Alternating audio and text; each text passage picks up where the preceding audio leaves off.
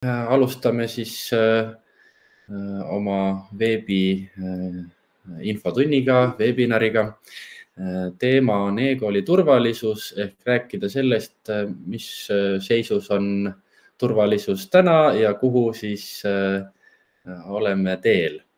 Ja väga oluline ongi siinkohal täna see, et kui ettekande lõpus on teil kohe anda sisendit, et mis võiks olla oluline, mida peab jälgima, kui me neid muudatusi ja uuendusi teeme või et küsida midagi ja kui oskan vastata, siis proovin vastata.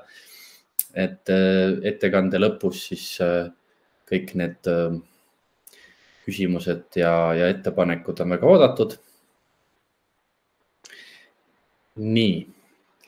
Ehk siis jah, mainisin ka seda, et salvestame selle webinari täna, et need, kes siis ei saa osaleda, siis need näevad ka seda ettekannet.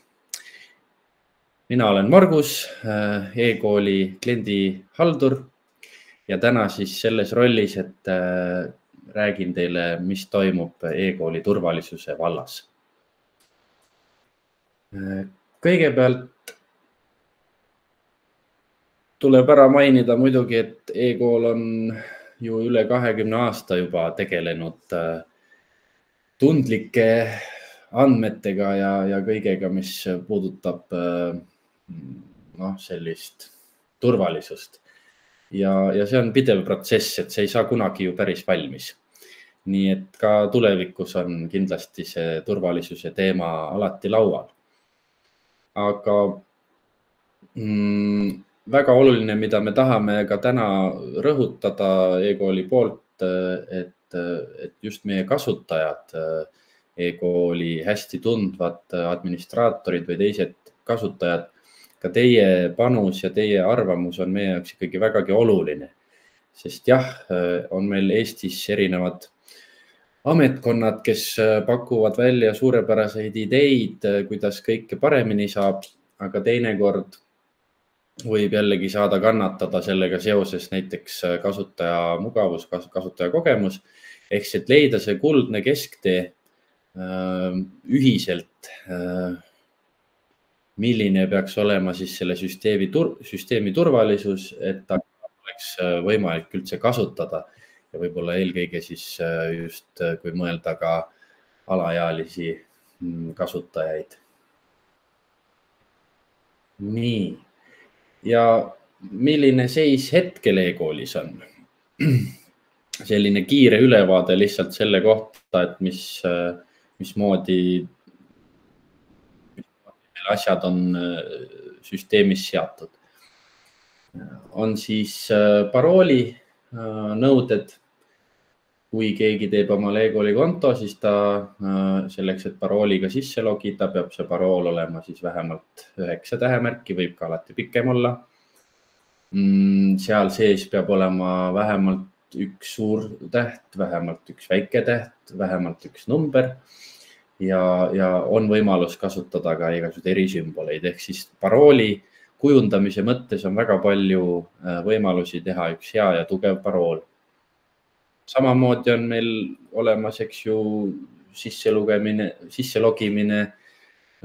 ID-kaardi ja muude tuntud vahendite abil ja läbi HAR-ID samamoodi neid vahendeid kasutades, mis sealt kaudu tuleb. Ja paljudes koolides on see suhteliselt tavapärane, ma olen aru saanud, et õpetaja istubki arvuti taga ja kui teeb tööd, et siis on tal ID-kaart lugejas ja saabki toimetatud. Et see on ka üks viis. Alati on e-kooli puhul selge see, et iga kasutaja saab siis vastavalt oma rollile ligipääsu süsteemile, et ei ole niimoodi, et kõik näevad kõike, mida rohkem võib-olla näeb kooli töötaja ja kooli administraator. kooli juhtkond. Aga vanemad ja õpilased on kindlasti piiratud infoga. On siis sätestatud ka kasutussessiooni pikkus arvutiga töötades või brauseri kaudu e-koolis olles. On siis viimasest tegevusest tunni aja pärast logib välja ja mobiilirakenduse kaudu on siis see 15-päevane eluiga, ütleme sellel sisse logimise hetkel tekkinud küpsisega ja seejärel siis logitakse uuesti sisse ja mobiiliäpi kaudu ka kontrollitakse seda seadet, kas see vastab kõik nii nagu peab. Kogu infost ja andmetest, mis on süsteemis, tehakse ka tagavarakoopiaid, et kui peaks juhtuma midagi, mida me ei taha, et juhtub, siis meil on võimalik ka süsteem uuesti töökorda saada ja andmete terviklikkus säilitada. Ja üldiselt, kui nüüd avastab e-kool, mida ei ole väga ammu juhtunud, aga kui avastab ka näiteks kool, et on toimunud mingisugune rikkumine, kellegi konto on üle võetud või mõni muu anomaalia, siis tuleks sellest teavitada osapooli, nii siis teenusepakkujat, e-kooli, vajadusel siis nõustame, et teavitada ka koolipidajad, kui selline kokkulepe on. Näiteks Tallinna linnas on selline kokkulepe. Ja siis ka andmekaitse inspektsiooni teavitamine on üks asi, mida siis e-kool saab teha. Suhteliselt lühikese ajaperioodi jooksul tuleks siis kõiki teavitada. Ja kui nüüd asi läheb sinnamaale, et kas kool ise uurib asja või uurib juba asja näiteks Politsei- ja Piirivalveamet, siis on võimalik süsteemist saada logimise infot ja ka IP-aadressi ja aeg, IP-aadressid ja aeg. Kogu see turvalisuse teema ilmselt tuligi tugevalt päevakorda siin aasta 2023 esimeses pooles, kui käis meediast ja ühiskonnast läbi siis õppeinfosüsteemi turvalisuse teema ja tuli välja, et siis mitte kõik õppeinfosüsteemid ei kogu IP-aadresse. Sellel hetkel siis ka e-kool kommenteeris omalt poolt, et meil see on alati niimoodi olnud, et me kogume ja meil on võimalik ka tuvastada tagantjärgi, et kes siis pahandust on teinud ja see ilmselt pani mingisugused pallid veerema, nagu ikka, kui meediast asi läbi käib, et siis hakkasid ka vastavad ametiasutused rohkem huvi tundma, et kuidas siis ikkagi süsteemide turvalisusega on. Ja sealt edasi ongi selline pisikene ülevaade siis meie koostööst või suhtlemisest Andmekaitse Inspektsiooniga, kes on teinud vastavad ettepanekud, kuidas siis veel täiendada turvalisust süsteemis. Toodi välja, et koolitöötajatel peaks olema ainult siis 2-astmelise autentimise kaudu sissepääsu võimalus. Ja sealhulgas siis ID-kaardi kaudu lahendused või siis mõni muu 2-astmeline võimalus läbi e-maili või telefoni. Ja ettepanek ka lukustada süsteem, kui valet parooli mitmel korral sisestatakse. Need on tegelikult sellised soovitused, mida me oleme harjunud nägema päris paljude tuntud tehnoloogia lipulaevade rakendustes nagu Google või Facebook või midagi muud, mida inimesed on harjunud kasutama.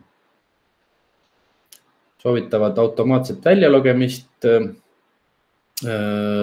mingi aja jooksul üle vaadata, et kui on juba nagu lühema aja jooksul olnud, et ei ole midagi teinud, et küsida, et kas soovib sessiooni jätkata ja erinevates seadmetes siis ka äpis.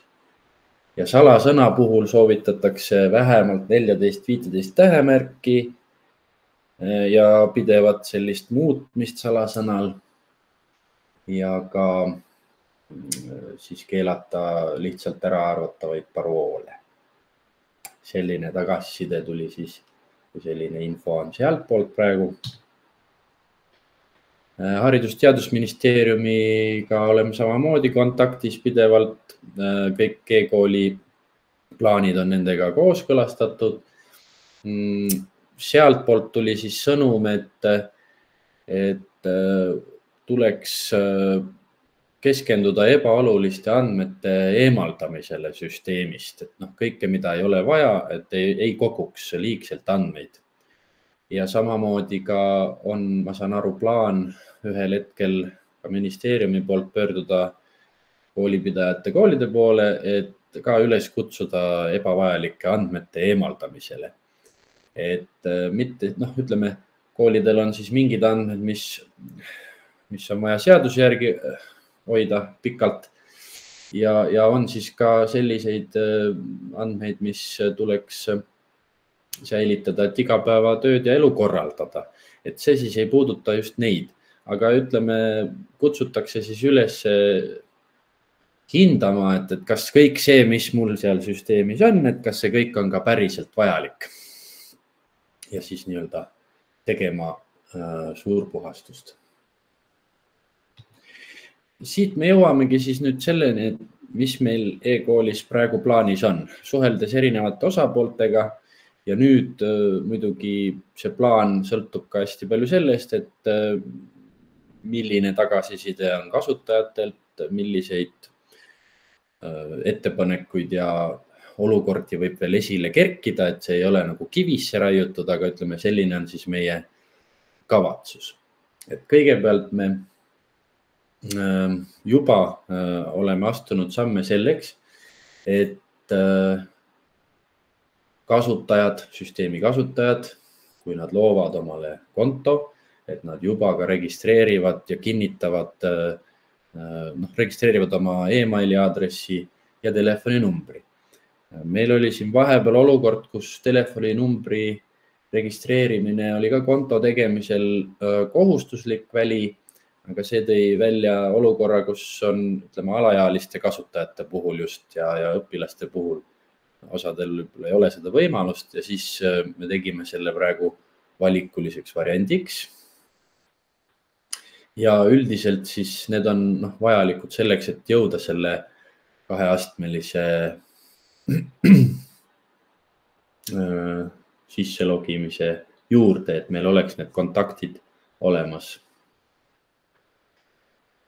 Ja selle sama kahefaktorilise autentimisega jätkates me tutvustame neid võimalusi, mis meil siin järjest hakkab tulema juba koolidele. Esialgu ta on selline valikuline võimalus, hiljem juba loodame 2024 aasta kevadel ja vastu suve soovime jõuda sinna, et kõik kasutajad ühel või teisel moel seda ikkagi juba kasutavad sisse logimisel ja võtta juurde ka veel tuntud keskkondi nagu Google, Microsoft ja Apple, mille abil siis süsteemi sisse logida. Samamoodi kontode kinnitamise teema ehk siis inimene, kes on selle konto taga, kui ta logib sisse nii-öelda turvalist teed, kasutades oma ID-kaarti läbi erinevate võimaluste Smart-ID ID-kaardi lugejaga või mobiil-ID-ga, et siis tekib selline staatus nagu kinnitatud konto, et see on päriselt keegi inimene seal taga. Ja seda siis hakkab tulevikus nägema ka koolipoolne administraator, kellele oleme välja töötamas siin sellist lisaliidestusvõimalust ja kasutajate haldust. Samamoodi siis kasutajad ise hakkavad saama oma rakenduse konto kaudu ülevaadet, et missuguseid seansse, millistes seadmetes neil aktiivselt on ja nad saavad siis need ka lõpetada vajadusel. Ja administraatorile tekib ka siis meie plaanide järgi seal sarnane võimalus, et on võimalus oma kooli, e-kooli kasutajate seansse lõpetada näiteks. Kui on arvamine, et see sealt seadmest ei peaks olema praegu sisse loginud kuhugi e-kooli kontole. Edasi veel seadmete tuvastamise teemal, et kui hakata kasutama oma kontot uue arvuti või uue seadmega, siis jällegi läbi kahetasandilise autentimise. Üldjuhul siis e-post või telefon oleks see, mille kaudu seda teha. Ja on võimalus siis ka seadistada seda, et see on minu oma, mäleta minu seadet ja siis see valik kehtib siis teatud aja, 30 päeva siis. Mobiilirakenduste kaudu oleks see asi natukene teistmoodi korraldatud kui brauseri kaudu. Biomeetriliste autentimisvõimaluste kasutusele võtta on samamoodi plaan, et juba sisse logimisel kasutada siis erinevaid kaasaegseid võimalusi.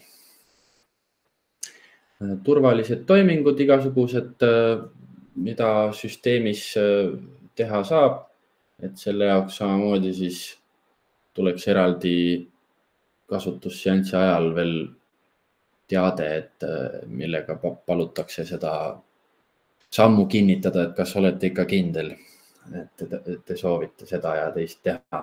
See võib tulla, näiteks meil on e-koolis selline võimalus nagu nõusolekute haldus, kus küsitakse lapsevanema nõusolekut või täiskasvanud õpilase nõusolekut, et siis kui ta seda nõusolekut on andmas just parasjagu, et siis näiteks küsitakse üle ja veendutakse, et kas on ikkagi see sama inimene,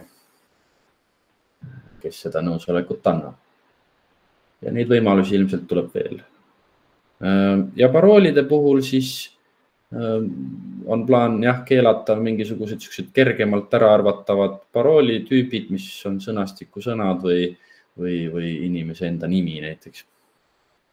Et teha seda asja veel turvalisemaks. Kuidas see kõik toimuma hakkab, nagu ma mainisin ka, et otseselt ju kivisse ei ole midagi raiutud, aga ütleme, see on esimesed sammud on plaan siis teha siin nüüd juba on käimas ja aasta lõpp ja uue aasta algus kuni kevadeni, aga kindlasti pidevalt oleme nende sammude puhul ka e-kooli kasutajatega kontaktis ja püüame anda pidevalt nagu ka eelinfot, et mis on toimumas. Ehk siis praegu on siis seesama kasutajate e-posti aadresside ja telefoninumbrite kinnitamise protsess käimas juba, et see ei ole siis nii kohustuslik, aga see on siis selline valikuline. Samamoodi on juba tasapisi mobiilirakenduses, aga ka brauseri versioonis avaldumas uus profiilileht, kasutaja profiilileht, kus tal siis tekib parem ülevaade enda andmetest ja ka tulevikus näiteks oma aktiivsetest seanssidest süsteemis. Kontode kinnitamiseni ehk siis, et iga kasutajaga ID-kaardi lahendusi kasutades sisse logib ja ütleb, et see on just tema, kelle konto see on, et seda me siis samamoodi juba julgustame uue aasta algusest tegema ja ühtlasi siis kahefaktorilise autentimise teema on pidevalt seal kõrval ja teavitused selle kohta kasutajatele ja eesmärk oleks siis maiks 2024 jõuda selleni, et kõik kasutajad saavad siis selle 2-astmelise autentimisega ilusti hakkama. Ja meil on olemas selline lehekülg, kus me ka samamoodi avaldame seda, mis on tulemas, kes on võib-olla juba ka kursis, et on siis meie ideede pank aadressil product.ekool.eu ja seal on siis teated. Eesti keeles on võimalik valida teated, aga ütleme inglise keeles announcements. Seal siis samamoodi, kui midagi on tulemas, siis see info juba ette laekub ja ütleme, administraatorid on juba kursis kõigega. Nii ja kohe saamegi ka küsimustega tegeleda. Ma veel näitan kiirelt ära siin mõne eelvaate, et see profiililehekülg juba vaikselt hakkab siis esialgu mobiilirakenduses uuenema kasutajatel ja hiljem ka brauseri kaudu, kus tekib selline, ütleme, kaasaegsem parem ülevaade andmetest ja võimaldab ka tulevikus nagu rakendada neid turvameetmete uuendusi ja siis sisselogimise võimaluste plaan, et kasutades siis erinevaid teisi keskkondi ja nende turvalisust. Et see oli siis selline väga põgus, kiire ülevaade, mis on taust, mis on hetkeolukord ja kuhu siis eKool on suundumas.